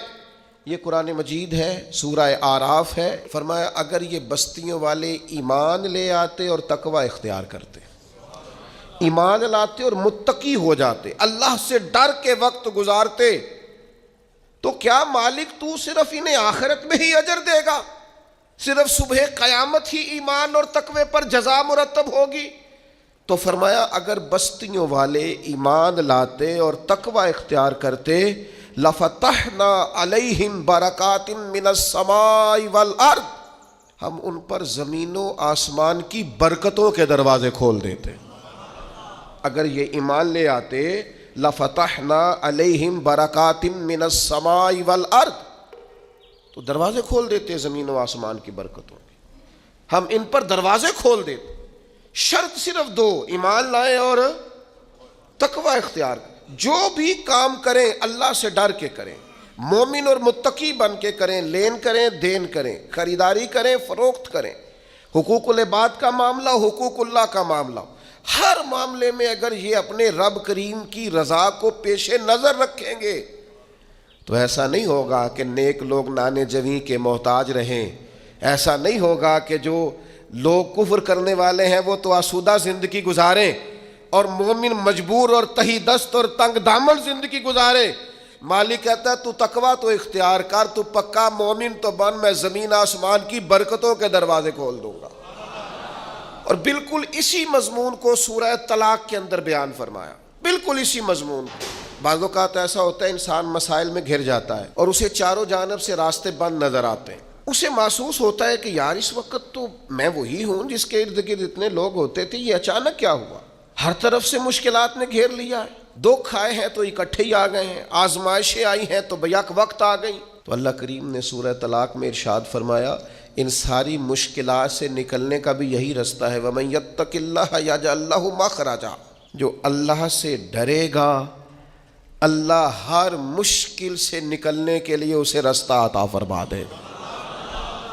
اللہ اس کے لیے اسباب پیدا کر دے گا. اسے خبر ہی نہیں ہوگی, اسے پتہ ہی نہیں چلے گا. وَيَرْزُقْهُ مِنْ حَيْثُ لَا يَحْتَسِبُ, اللہ فرماتے ہیں وہاں سے رزق دوں گا اس نے کبھی سوچا بھی نہیں ہوگا, گمان تک نہیں گیا. شرط کیا ہے؟ وَمَن يَتَّقِ اللَّهَ, اگر اللہ سے ڈرے, چالاکیاں نہ کرے, تیزیاں نہ دکھائے, سب کچھ شیشے میں نہ اتارے, خوشامد کر کے ہر آدمی کو قائل نہ کرے, جھوٹ کا سہارا نہ لے, زبان کی تیزی کے ساتھ اس کو بھی رکھنا ہے اس کو بھی رکھنا ہے, اس سے بھی میری دوستی اس سے بھی میری دوستی. میں ساری سوسائٹی کو, آپ فکر نہ کریں, اگر آپ کسی کو شیشے میں اتار رہے ہیں تو وہ بھی آپ کو شیشے میں اتار رہا ہے. بڑے بھولے بھالے بڑے اللہ والے ریاض آپ کو بس ہم ہی جانتے ہیں, اسے بھی ساری ہی خبر ہے, وہ بھی سب جانتا ہے. اگر صحیح رستہ اختیار کیا جائے, تقوی کا رستہ اختیار کیا جائے. حضرت عوف بن مالک اشجعی رضی اللہ تعالیٰ عنہ فرماتے ہیں بیٹا میرا اغوا کر لیا کفار نے, اور غربت اور قحط اور پریشانی پہلے ہی بہت زیادہ تھی. میں بڑی تکلیف میں حضور کی بارگاہ میں حاضر ہوا, یا رسول اللہ کیا کروں؟ تو کریم فرمانے لگے رب سے ڈر, اللہ پہ بھروسہ کر, لا حول شریف کی کثرت کر. فرماتے ہیں ابھی ہم نے 1-2 تسبیح بھی پوری نہیں پڑھی تھی, دروازے پر دستک ہوئی, بیٹا بھی آ گیا اور 400 بکریاں بھی ساتھ لایا. اتنی جلدی کرم نوازی, اتنی جلدی رحمت. میں نے کہا بیٹا کیا ہوا؟ کہنے لگے ابا جی کچھ لوگوں نے اغوا کیا تھا, مجھے باندھ رکھا تھا, اچانک میں نے ہاتھ ہلایا تو رسیاں بھی کھل گئیں, باہر نکلا تو وہ غائب تھے, تھا ہی کوئی نہیں. اور اس حویلی میں 400 بکریاں تھیں, میں نے دروازہ کھول کے ذرا انہیں ہانکا ہے تو وہ 400 کی 400 میں سے بھاگی بھی کوئی نہیں, ساری ساتھ آ گئی ہیں, کرم ہو گیا. تو آپ فرماتے ہیں میں حضور کی بارگاہ میں حاضر ہوا, یا رسول اللہ ان بکریوں کا کیا کرنا ہے؟ تو فرمایا میرے رب نے تجھے عطا کی ہے, یہ مال غنیمت ہے, تیرے لیے جائز ہے. میرے بھائیوں, زندگی میں مسائل کا شکار ہو جائیں, غلط راہیں اختیار نہیں کی جاتی, جھوٹ کا سہارا نہیں لیا جاتا, رشوتیں دینے کے لیے مال جمع نہیں کیا جانا چاہیے, اور اپنے ناجائز کاموں کے لیے بڑے تعلقات نہیں بنانے چاہیے. کھانے کھلائے جا رہے ہیں, دعوتیں پکائی جا رہی ہیں, لوگوں کو بلایا جا رہا ہے, کارڈ تقسیم ہو رہے ہیں, تعلقات بن رہے ہیں, کس لیے؟ یہ لوگ مشکل وقت میں کام آئیں گے. تجربہ کر کے دیکھ لینا, جس کی جیب کارڈ سے بھری ہوئی ہے نا مختلف لوگ, ٹائم آنے پہ ملتا ہی کوئی نہیں. ہاں آدھے سے زیادہ تو نمبر ہی بند ملتے ہیں. وہ کہاں میرے عزیز, وہ کسی نے کہا تھا وہ تیری آنکھ ہو یا سنگ ملامت کی چبھن, کون پہنچا ہے میرے درد کی گہرائی تک, دور شہرت میں تو یاروں نے کیا یاد بہت, پر ساتھ آیا نہ کوئی کوچہ رسوائی تک. مشکل حالات میں کون ملتا ہے, ساری عمر ہی آٹا گد ہے, لکھاں کیتے نہیں پیڑے, تو جدو وقت آیا ہی محمد بخشا کوئی نہیں بیٹھا نیڑے. اس وقت میں اللہ فرماتے ہیں تو مجھ سے ڈر, میں تیرے لیے رستہ بنا دوں گا, تجھے گنجائش دوں گا, تیرے حالات ٹھیک کر دوں گا. لیکن شرط کیا ہے؟ اللہ سے ڈرا جائے, غلط راہوں کا انتخاب نہ کیا جائے, اپنے مالک کی طرف توجہ کی جائے, اپنے مسلح کو آباد کیا جائے, رب کریم کی جانب انسان رجوع کرے. اگر وہ اللہ کی جانب رجوع کرے گا, رب کریم سے ڈرے گا, اس کے حضور اپنی توجہ کو مبذول کرے گا, تو اللہ تبارک و تعالیٰ اس کے لیے بڑی جلدی رستہ پیدا کر دے گا. اور یہ تجربہ ڈھیر سارے لوگوں نے کیا, اور وہ اس تجربے پر کامیاب بھی ہوئے. اور پھر ہم جائز اور ناجائز مال اکٹھا کر کے نا, ہم سے جب کوئی شخص پوچھتا ہے کہ کس کے لیے جمع کر رہے ہو, بچوں کے لیے, آپ ناراض نہ ہوئیے گا. بچے تو بیچارے بالغ ہونے کے بعد کہتے ہیں ابا جی سے کہ وہ اگر آپ ایک پلاٹ بیچ دیں تو میں کاروبار کر لوں, تو وہ تو بیچ ہی نہیں رہے. تو شروع سے تو آپ کہہ رہے تھے بچوں کے لیے جمع کر رہا ہوں. کہاں ہے بچوں کے لیے؟ یہ تو آپ کے نام ہے, ہر چیز پر قبضہ آپ کا ہے, کنجیاں ساری آپ کے پاس ہیں, ہر چابی آپ کی دسترس میں ہے. بھائی کہاں ہے بچوں کے پاس؟ سن لو اور یاد رکھنا, اللہ کی کتاب کا فیصلہ یہ ہے, اگر آپ چاہتے ہیں کہ میرے بچے میرے بعد کسی پریشانی کا شکار نہ ہوں, تو اس کے لیے باپ کا امیر ہونا ضروری نہیں, باپ کا نیک ہونا ضروری ہے. آپ یہ سمجھتے ہیں کہ میں بہت زیادہ بینک بیلنس چھوڑ کے جاؤں گا تو پیچھے میری اولاد آسودہ زندگی گزارے گی؟ میں بہت ساری زمین جائیداد چھوڑ جاؤں گا تو یہ خوشحال وقت گزاریں گے، انہیں کوئی تکلیف نہیں آئے گی؟ ایسا نہیں ہے۔ قرآن مجید کا یہ فیصلہ ہے کہ آپ کے پیچھے آپ کے مال، آپ کی جان، آپ کی اولاد کی حفاظت تب ہوتی ہے جب آپ تقوی چھوڑ کے جاتے ہیں، پرہیزگاری چھوڑ کے جاتے ہیں، نیک نامی چھوڑ کے جاتے ہیں۔ یہ قرآن مجید ہے، یہ سورہ کہف ہے، یہ حضرت خضر علیہ السلام ہے۔ یہ ایک گاؤں میں گئے ہیں جناب موسیٰ کلیم علیہ السلام کے ساتھ، گاؤں والوں نے مہمان نوازی کوئی نہیں کی، لیکن اللہ کے ان پاک باز لوگوں نے ایک گرتی ہوئی دیوار سیدھی کر دی ہے۔ اور جب جناب خضر علیہ السلام سے پوچھا جاتا ہے کہ جناب آپ یہ گرتی ہوئی دیوار سیدھی کر رہے ہیں اور یہ لوگ وہ ہیں جنہوں نے پانی تک نہیں پوچھا، تو یہ قرآن مجید ہے۔ رب کریم فرماتا ہے جناب خضر علیہ السلام نے فرمایا یہ دیوار 2 یتیم بچوں کی ہے، ان کی ملکیت ہے یہ جگہ، اور اس جگہ کے نیچے ان کا باپ خزانہ چھوڑ گیا ہے اپنے بچوں کے لیے۔ اگر یہ دیوار گر جاتی، خزانہ ظاہر ہو جاتا تو ان بچوں کا مال لٹ جاتا۔ آپ نے یہ نیکی کیوں کی؟ تو اللہ کا قرآن کہتا ہے جناب خضر نے کہا وَكَانَ أَبُوهُمَا صَالِحًا، یہ نیکی اس لیے کی ہے کہ ان کا باپ نیک آدمی تھا، ان کا والد ایک صالح آدمی تھا۔ ابوہما صالحا۔ حضرت عبداللہ ابن عباس اس آیہ مبارکہ کی تفسیر میں فرماتے ہیں یہاں بچوں کی نیک نامی کا ذکر ہی کوئی نہیں، بچوں کا نام ہی نہیں کہ بچے نیک تھے کہ بد تھے، صالح کے بچے ہیں نیک ہی ہوں گے، گمان یہی ہے کہ نیک ہے، پرہیزگار ہے، لیکن فرماتے ہیں یہاں صالحیت کا ذکر ہے تو اولاد کی نہیں، باپ کی۔ آپ فرماتے ہیں سن لو لوگو، یاد رکھو، صالحیت چھوڑ کے جانا اور پھر اگر تم نیک نامی چھوڑ کے جاؤ تو پھر اپنے بچوں کے لیے پریشان نہ ہونا، رب کی رحمت ان کی حفاظت کرے گی۔ تمہاری فصل کو کوئی برباد نہیں کرے گا، تمہارے خزانے کو کوئی لوٹے گا نہیں، تمہارے پیچھے تمہاری اولاد اور تمہارا گھر ویران نہیں ہوگا۔ شرط یہ ہے کہ صالحیت چھوڑ کے جانا، تقوی اپنے پیچھے چھوڑ کے جانا، اپنے پیچھے نیک نامی چھوڑ کے جانا۔ حضرت عمر بن عبدالعزیز رحمۃ اللہ علیہ سے قبل جتنے بھی بادشاہ تھے کروڑوں اربوں کی جائیدادیں چھوڑ گئے وہ، لیکن ان کا حال یہ تھا کہ ان کی اولادیں ایسی شراب کباب میں الجھیں کہ 2 بادشاہ تو ایسے تھے جن کے بچے جامع مسجد کے سامنے بھیک مانگا کرتے، اور جناب عمر بن عبدالعزیز رحمۃ اللہ علیہ نے آخری وقت میں اپنی بیوی کو کچھ نصیحتیں کرنا چاہیں تو وہ کہنے لگی اللہ تعالیٰ آپ کو آپ کی نیکیوں کی جزا دے، اولاد کے لیے کچھ نہیں کر سکے آپ، کچھ نہیں ہے ہمارے بچوں کے پیچھے۔ تو آپ نے فرمایا بلاؤ نا بیٹوں کو، تو بیٹے حاضر ہوئے تو حضرت عمر بن عبدالعزیز کہنے لگے بیٹا تمہارا باپ بزدل تھا، جائیداد نہیں بنا سکا، اسے معاف کر دینا۔ کہا بھاجی آپ بزدل کیا مطلب؟ تو ہر میدان میں ڈٹے رہے۔ فرمانے لگے میں بزدل تھا بیٹا، دوزخ سے ڈر گیا، جہنم کی آگ سے میں ڈر گیا، میں نہیں اپنے مالک کے عذاب کا مقابلہ کرنے کی سخت رکھتا تو میں ڈر گیا، تمہارے لیے کوئی ناجائز پیسہ جمع نہیں کر سکا، اپنے باپ کو معاف کر دینا، بس یہی روکھی سوکھی ہے جو چھوڑ کے جا رہا ہوں، قبول کرنا۔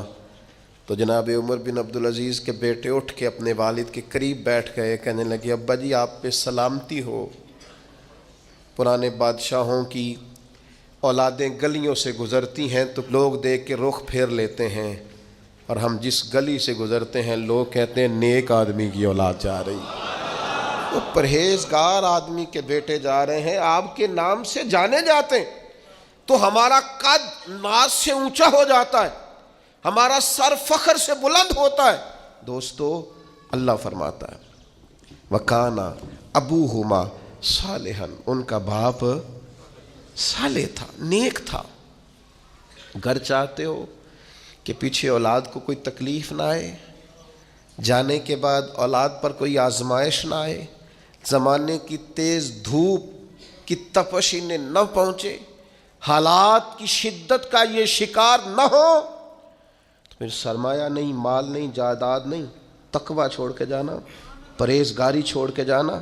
بڑا شوق ہے لوگوں کو شہرت کا، بڑا شوق ہو گیا ہے لوگوں کو فیمس ہونے کا، بڑا دل کرتا ہے کسی طریقے سے مشہور ہو جائیں، بڑی خواہش ہے، اس کے لیے لوگ سفر کرتے ہیں بڑا لمبا چوڑا، اور چاہتے یہ ہیں کہ کوئی ایسی صورت بن جائے، کوئی ایسی کیفیت ہو جائے، کسی طریقے سے وائرل ہو جائیں۔ اللہ تعالیٰ مجھ سے درگزر کرے، میں بڑا چھوٹا آدمی ہوں، اور من دانم کے من دانم، جو میں ہوں مجھے پتہ ہے، لیکن آپ کو کیا عرض کروں کہ شہرت اپنے اندر مسائل کتنے رکھتی ہے۔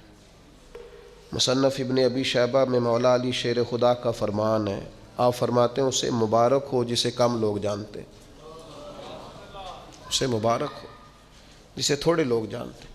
یہ جو ہے یہ بھی اللہ کا فضل ہے، اللہ تعالیٰ معاف کرے، لیکن جو عرض کرنا چاہتا ہوں وہ یہ ہے کہ ایک تو یہ ہے کہ خدائی معاملہ ہو گیا، شہرت ہو گئی، اور ایک یہ ہے کہ حصول شہرت کی کوشش کرنا، جد و جہد کرنا اور خواہش پیدا کرنا۔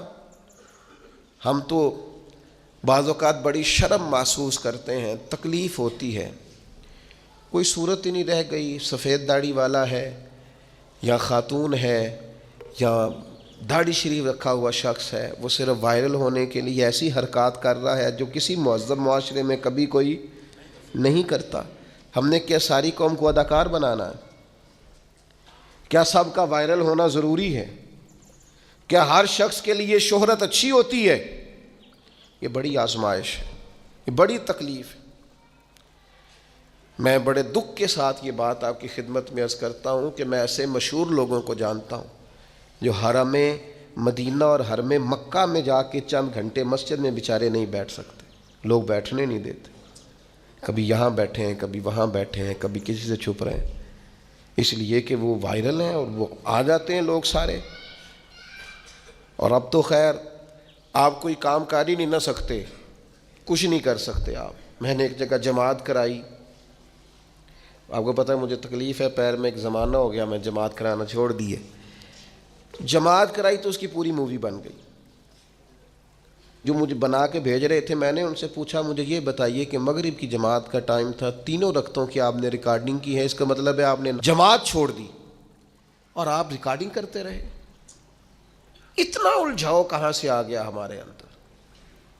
اتنی پھر ایک اور بڑا خوبصورت نعرہ ہے، وہ جی تصویر اس لیے بنانی ہے ذرا یاد رہتی ہے، تو میں نے کہا غوث پاک تو ہمیں کبھی نہیں بھولے، فوٹو تو کوئی بھی نہیں ان کی ہمارے پاس۔ خواجہ اجمیر ہمیں آج تک یاد ہیں، ان کی تو کوئی فوٹو نہیں ہمارے پاس۔ داتا علی اجمیری صدیاں گزر گئیں، بھول گئے ہیں دنیا کو، دکھائیں فوٹو ان کی کس کے پاس ہے؟ فوٹو سے یادگیری رہنی ہے، کمال ہے بھئی، یادگیری کا بھی خوبصورت حوالہ ہم نے تلاش کیا ہے۔ تو میرے عزیز ایک شہرت وہ ہے جو خدائی ہے، جو خدائی ہے، وہ اگر ملے تو پھر کیا بات ہے، قرآن کہتا ہے وہ بھی ملے گی۔ کس کو؟ ان الذین آمنوا وعملوا الصالحات سیجعل لهم الرحمن ودا، فرمایا بے شک وہ لوگ جو ایمان لانے کے بعد نیک عمل کریں، رحمان لوگوں کے دلوں میں ان کی محبت پیدا فرما دے۔ سیجعل لهم الرحمن ودا، رحمان لوگوں کے دلوں میں محبت پیدا کر دے گا، انہیں شہرت کشید نہیں کرنی پڑے گی، انہیں ڈھونڈ ڈھونڈ کے وہ لوگ نہیں تلاش کرنے پڑیں گے جن کے ساتھ فوٹو آ جائے تو لائکس اور کومنٹس زیادہ ملتے ہیں، ادھر نہیں جانا پڑے گا۔ رحمان، اور کہاں رحمان محبت پیدا کرے گا؟ لوگوں کے دلوں میں۔ اور صحیح حدیث بخاری مسلم میں موجود ہے، نبی کریم علیہ السلام نے فرمایا جب رب کسی سے محبت فرماتا ہے تو جناب جبریل امین علیہ السلام کو بلا کر فرماتا ہے میں اس بندے سے محبت کرتا ہوں، آپ بھی محبت فرمائیے۔ اور زمین و آسمان کی مخلوق میں اعلان فرما دیجئے کہ اللہ تعالیٰ اس سے محبت کرتا ہے، لہذا سارے اس سے محبت فرمائیں۔ یہ وہ عزت اور شہرت ہے جو خدائی ہے، یہ وہ نہیں ہے جو کسی شخص کے دل میں بڑا شوق تھا، بڑا ارمان تھا، ڈھونڈتا پھرتا تھا اور وہ سارا کچھ کرنے کو تیار تھا لیکن اسے شہرت چاہیے۔ یہ خدائی ہے۔ اگر ایمان لانے کے بعد نیک اعمال کیے جائیں گے تو اللہ لوگوں کے دلوں میں محبت پیدا فرما دے اور لوگوں کی قلبی کیفیت ہوگی، کھنچتے چلے جائیں گے لوگ۔ بہت ساری سہولیات بہت ساری جگہوں پہ موجود نہیں ہوتی لیکن لوگوں کی روحیں کھنچتی چلی جاتی ہیں۔ کیوں؟ اس لیے کہ رحمان لوگوں کے دلوں میں محبت پیدا کر دیتا ہے۔ پھر ایک اور بہت بڑا مسئلہ ہے۔ ایک مسئلہ ہمارے ہاں یہ ہے کہ میرے خلاف لوگ سازش کر رہے ہیں، لہذا میں نے بھی ان کے خلاف سازش ہی کرنی۔ میرے بارے میں لوگ باتیں کر رہے ہیں، لہذا میں نے بھی 10 کی جگہ 20 کرنی۔ چونکہ فلاں شخص نے میرے بارے میں یہ کیا ہے، لہذا میں نے بھی اس کے بارے میں اس طرح کا ظلم زیادتی کی گفتگو ضرور کرنی۔ اللہ کا قرآن فرماتا ہے کہ اگر تم کرو نا صبر اور تم اختیار کرو تقوی تو کسی کا مکر و فریب تمہیں کوئی تکلیف پہنچا ہی نہیں سکتا۔ بعض اوقات ایسا ہوتا ہے کہ دشمن اپنے ہی جال میں پھنس کر مر جاتا ہے۔ اگر صبر کیا جائے، یہ قرآن مجید ہے، یہ سورہ آل عمران ہے، اللہ کریم نے ارشاد فرمایا وَإِن تَصْبِرُوا وَتَتَّقُوا، اگر تم صبر کرو گے اور تم تقوی اختیار کرو گے، لا یضرکم کیدہم شیئا، تو فرمایا ان کا مکر و فریب، دشمنوں کا مکر و فریب تمہارا کچھ بھی بگاڑ نہیں سکے گا، تمہیں کوئی ضرر نہیں پہنچا سکے گا کسی کا مکر و فریب۔ شرط کیا ہے؟ وَإِن تَصْبِرُوا وَتَتَّقُوا، صبر کرو۔ اور امام اعظم ابو حنیفہ رحمۃ اللہ تعالیٰ علیہ کے والد کا انتقال ہو گیا۔ امام صاحب رحمۃ اللہ علیہ 3 دن تعزیت کے لیے لوگ آتے رہے، آپ بیٹھے رہے، چوتھے دن گلی سے گزر رہے تھے، آپ کے ساتھ خدام شاگرد ارادت مند بھی تھے، گلی میں گئے تو وہاں آپ کا ایک مخالف، مسلمان تھا، مومن کہلاتا تھا، پر آپ کا مخالف تھا، تو وہ چوک میں آپ کو مل گیا، السلام علیکم کے فوراً بات کرنے لگا، اے نعمان بن ثابت، میں نے سنا آپ کے والد کا انتقال ہو گیا۔ نے فرمایا ہاں۔ کہنے لگا مسلمان ہوں، مومن ہوں، آپ کے قبیلے کا ہوں، اپنی والدہ کا نکاح میرے ساتھ کر دیں۔ بڑی تکلیف والا منظر ہے، بڑی اذیت ناک بات۔ آپ کے محبین نے تلواروں پہ ہاتھ رکھ لیے۔ امام صاحب نے فرمایا اس نے نکاح کی دعوت دی ہے، ایک جائز بات کی ہے، لیکن اتنا غلط طریقہ اختیار کیا ہے، چوکوں میں چوراہوں میں باتیں ہوتی ہیں۔ فرمایا میرے قدموں میں شریعت کی زنجیریں ہیں، میرا رب مجھے صبر اور تقوی کا حکم دیتا ہے۔ سارا حوصلہ جمع کر کے امام صاحب فرمانے لگے عدت گزرتی ہے تو آپ کا نام لے کے والدہ کی خدمت میں عرض کروں گا، اگر وہ آپ سے نکاح میں رضامند ہوں گی تو مجھے اعتراض نہیں ہوگا۔ یہ جملے کہے اور پھر بوجھل قدموں سے 4 قدم آگے اٹھائے تو امام صاحب کے آنسو نکل گئے، اور اپنے آنسو پونچھ کے کہنے لگے کئی دفعہ یہ اخلاق کتنے صبر آزما ہو جاتا ہے اور کتنی مشکل میں انسان کو لے جاتا ہے۔ ابھی امام صاحب اگلے چوک میں گئے تھے، وہ دھڑام سے زمین پہ گرا، اس کی روح پرواز کر گئی۔ لوگ دوڑے آئے، کہا حضور اس کا انتقال ہو گیا۔ آپ نے کیا کہا؟ کوئی بد دعا دی؟ فرمایا میں نے بد دعا نہیں دی، ابو حنیفہ کے صبر نے اس کی جان لے لی۔ اس نے میری والدہ کے بارے میں اس طرح چوک میں جاگ رسائی کی اور یہ انداز اختیار کیا، اسے پتا تھا کہ شریعت اسلامیہ مجھے صبر کا اور تقوی کا کہتی ہے جائز بات پر، یہ انداز جائز بات کا۔ فرمایا اس نے سمجھا تھا میں لاوارث ہوں، وہ جو میرے ساتھ کرے گا ہو جائے گا۔ فرمایا دیکھو نا، اللہ ولی ہے مومنوں کا، میرے مالک نے دستگیری فرمائی اور ابو حنیفہ کے صبر نے اس کی جان لے لی۔ میرے بھائیوں، میں اور بھی بہت ساری مثالیں قرآن حکیم سے آپ کی خدمت میں عرض کر سکتا ہوں، لیکن عرض یہ کرنا چاہتا ہوں کہ نیک اعمال، صالحیت، عبادت، ریاضت، تقوی، سچائی، دیانتداری، معاملہ فہمی، صبر، تقوی، مشکلات اور آزمائشوں کے باوجود اللہ کے حضور شکر کے جذبات، یہ انسان کو صرف آخرت میں ہی اجر نہیں دلائیں گے، مشکلات میں انسان کے سامنے نیکیاں بھی آ کے کھڑی ہوا کرتی ہیں، دنیاوی معاملات میں بھی نیکی انسان کے بڑا کام آیا کرتی، اس کے لیے آسانی پیدا کر دیتی ہے نیکی دنیاوی معاملات کے اندر بھی۔ بخاری مسلم میں صحیح سند کے ساتھ نبی رحمت علیہ السلام کا وہ فرمان موجود ہے اور بڑا مشہور ہے، معروف ہے، حضور نے خود اسے بیان کیا۔ فرمایا 3 شخص کسی دوسرے علاقے میں جا رہے تھے اور رستے میں بارش اور طوفان نے گھیر لیا، تو ایک غار کے اندر جیسے وہ بند ہوئے، خود رسول رحمت اسے بیان فرماتے ہیں، اور حضور فرماتے ہیں لڑک کر کے ایک پتھر جب آیا اور غار کا منہ اس پتھر نے بند کر دیا،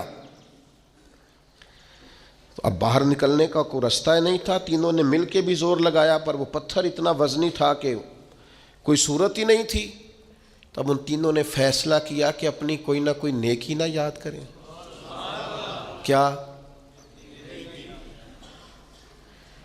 اکبر اللہ آبادی کہتے ہیں مصیبت میں بھی اب یاد خدا ہم کو نہیں آتی، دعا منہ سے نہ نکلی، جیبوں سے عرضیاں ہی نکلی۔ ہم مختلف محکموں میں درخواستیں جمع کراتے ہیں، مصلی نہیں بچھاتے، تعلقات لڑاتے ہیں، اپنی کوئی نیکی نہ یاد کریں۔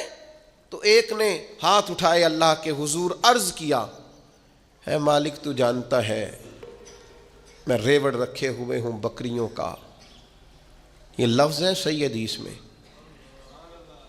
اے مالک میں نے کبھی بھی دودھ پہلے بیوی بچوں کو نہیں دیا، جب بھی پلاتا ہوں ماں باپ کو پہلے پلاتا ہوں، اور مالک تو علیم بذات الصدور ہے، وہ رات بھی کریم تیری بارگاہ میں ہر چیز موجود ہے کہ جس رات میں دیر سے آیا اور ماں باپ سو گئے، بچوں کو، غلاموں کو، بیوی کو میں نے دودھ نہیں دیا، میں پیالہ لے کے رات بھر کھڑا رہا، صبح جب وہ جاگے تو میں نے دودھ پلایا تھا، مجھے بتا نا میں نے تو تیری رضا کے لیے کیا تھا، اگر وہ نیکی تجھے پسند ہے تو اس مشکل سے نجات دے۔ یہ رسول پاک کا فرمان صحیح حدیث میں موجود ہے۔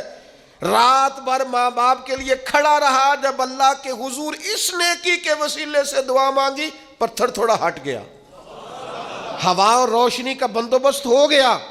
کرو نا ماں باپ کے ساتھ نیکی۔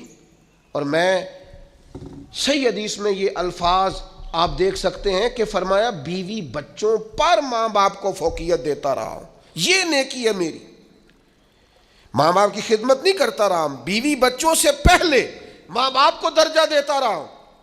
پتھر ہٹ گیا، دوسرا عرض گزار ہوا، مالک تو دلوں کے حال جانتا ہے، تجھے پتہ ہے مجھے اپنی چچا زاد بڑی اچھی لگتی تھی، میں نے کئی بار اسے دعوت دی، لیکن اس پاک باز عورت نے رخ میری طرف نہ کیا، پھر ایک دفعہ قحط ہو گیا تھا، وہ مجبور ہو گئی، تنگ دست ہو گئی، مجبور ہو کے آئی، میرے ساتھ خلوت میں چلو، لیکن وہ آئی اور کانپنے لگی اور کہنے لگی اللہ سے ڈر۔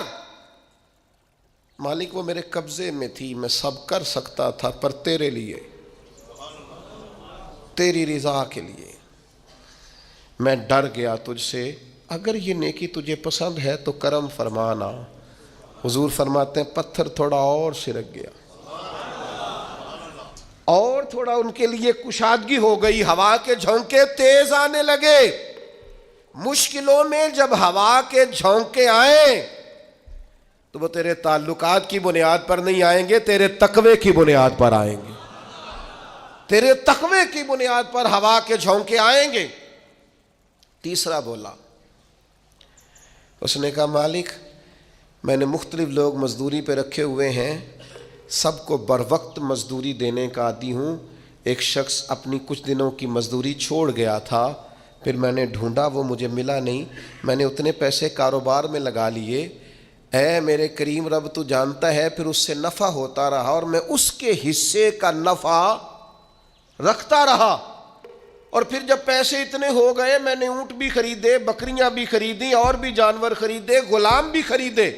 سالوں کے بعد وہ شخص آیا اور کہنے لگا میں مجبور تنگ دست ہوں، میری کچھ رقم آپ کی طرف بقایا تھی، اگر مل جائے۔ تو میں نے کہا یہ غلام بھی تیرے، اونٹ بھی تیرے، بکریوں کے ریوڑ بھی تیرے؟ تو کہنے لگا آپ مذاق کر رہے ہیں، صحیح حدیث میں موجود ہے مذاق کر رہے ہیں۔ تو میں نے کہا نہیں بھائی میں مذاق نہیں کر رہا، یہ میں نے سارا اپنے رب کی رضا کے لیے کیا ہے، تیرے لیے نہیں کیا۔ تیرا سرمایہ تھا وہ کاروبار میں لگتا رہا۔ یا ہمارے ہاں بھی پارٹنرشپ ہوتی ہے، یہاں بھی کاروبار چلنے لگے تو لوگ کہتے ہیں اب میرا تیرا گزارا نہیں، چلنے جو لگ گیا ہے، کہتے تو فارغ ہے۔ یہاں تو لوگ کرائے پر دکان دیتے ہیں، اور اگر سمجھے نا کہ وہ بیچارہ جو بیٹھا ہے دکان میں اس کا کاروبار ٹھیک چلنے لگا ہے تو کہتے تو خالی کر، مجھے خود کرنا ہے، نکل۔ اس نے اتنا پیسہ سنبھال کے رکھا. کریم محبوب بیان فرماتے ہیں رسول رحمت کے لبہائے نور سے یہ جملے نکلے. فرمایا اس نے اپنی اس نیکی کا وسیلہ دے کر جو رب کے حضور بات عرض کی، چہرے پر ہاتھ پھیرے ہی تھے کہ پتھر لڑکا، راستہ خالی ہو گیا. اللہ کے رسول ہم نے یہ نصیحت کرنا چاہتے ہیں کہ جب تم پر مشکلات بنے نا تو نمبر نہ تلاش کرو کہ فلاں کا نمبر کہاں ہے، فلاں کا نمبر کہاں ہے. کوئی رات ڈھونڈو جو صرف رب کی رضا کے لیے گزری ہو. کوئی نیکی تلاش کرو جو فقط اللہ کے لیے کی ہو. کوئی آنسو ڈھونڈو جو تم نے کسی مسکین یتیم کے پوچھے ہو.